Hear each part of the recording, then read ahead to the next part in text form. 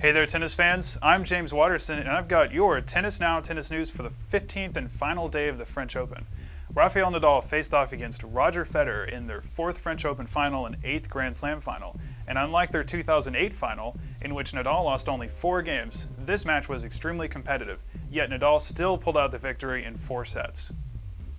Federer raced off to a 5-2 lead in the first set, and he actually had a break and a set point, but hit a drop shot that would have put him in a good position to win the point less than an inch wide. Nadal held and then won the next 7 games, not only seizing the first set, but also claiming a 2-love lead in the second set. Now, the difference between the first 7 games and the next 7 was that Federer's service percentage dropped drastically, which gave Nadal far more chances to apply pressure off of his return. Now, Federer finally held at 1-2, but faced another 2 break points at 1-3, but with some big serving he kept himself in the set. Now, for the Swiss, it was a good save because he managed to break Nadal at 3-4, level the match at 4-all, only to be immediately broken again, and once again he managed to break back, so already there was a lot of momentum changes in the match. Now, the set went into a tiebreaker, and Federer tossed in some untimely errors to fall to a 2-5 deficit that he just could not recover from, and Nadal closed out the set, and Federer looked done for. The Spaniard broke him at 2-3 in the third, but Federer hit back, breaking at love, then breaking at 5-all again. Now, he served out the set, and then raced up to a 40-love lead on a Nadal serve in the first game of the fourth, and that proved crucial, because Nadal played some outrageous points to not only come back to hold, but then break Federer twice later in the set. Now, if you get the chance, watch that fourth set, because he played some ridiculous tennis. Now, with the win, the Spaniard ties Bjorn Borg's record of 6 French Open titles, and unlike the Swede, who retired less than 2 years after his last French Open in 1981, Nadal looks like he'll be around for at least a little while more.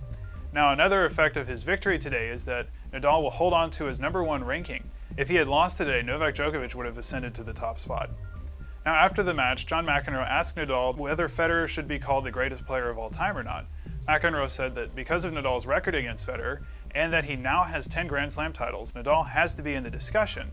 But the Spaniard said that he didn't think so, saying that what Federer has done in his career is, quote, impossible. Now, speaking of McEnroe, for 34 years, no American boy had won the French Open. Until today, 17-year-old Bjorn Frantangelo, who was named after Bjorn Borg, ironically, won the French Open Boys Championship in 3 sets. He is not only the first American boy to win the title since McEnroe won it for himself in 1977, but is also the 5th to do so since 1947. Now, if he continues having this kind of success, he'll be a name to watch out for the next couple of years.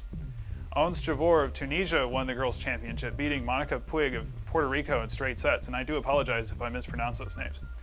And that's all of your Tennis Now tennis news for June 5th. Now it's comment time. McEnroe did ask an interesting question in his post-match interview with Nadal. Despite Federer's record of 16 Grand Slam titles, can he be considered the greatest player ever if he has such a poor record against Rafael Nadal? Put your thoughts down below. And from the Tennis Now team, thank you for tuning in during this French Open, and we'll see you on Monday.